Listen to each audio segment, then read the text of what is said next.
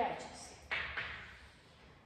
Gatvės šokių klube šokti mokosi 216 mokinių. Klausia, kokio dydžio būtų imtis, nu kiek aš iš tų mokinių paimčiau, jeigu apklausoje dalyvautų ketvirtadalis visų mokinių. Tai kaip man paskaičiuoti ketvirtadalį nuo visų mokinių? Padalinti iš 4. Tai 216 dalinu iš 4. 216 kampų dalinu iš 4 imame po 5, 20, 16 po 4. Tai 54 mokiniai sudarytų imti iš ketvirtadalio, jo? Ir B variantas 2/3 mokinių.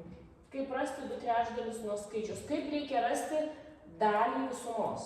Reikia dauginti iš dalies. Tai 216 visus mokinius dauginu iš dalies 2/3. O moki padauginti iš trupmenos?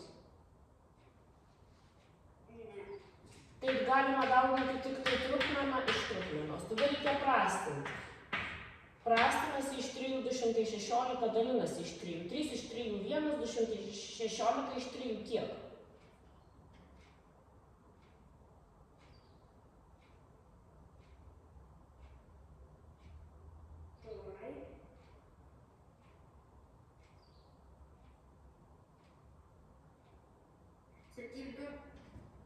Ir sudauginame kas liko, tai kiek tie 2/3 mokinių sudaro? 144 matavimo vienetai mokiniai.